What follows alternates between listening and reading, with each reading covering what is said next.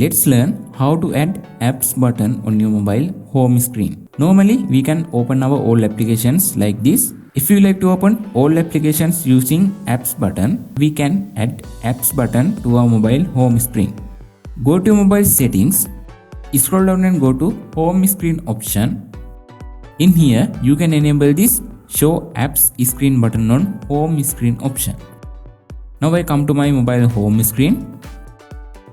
Now you can see the apps button appear on my home screen. Now when I press this apps button, I can open all applications like this.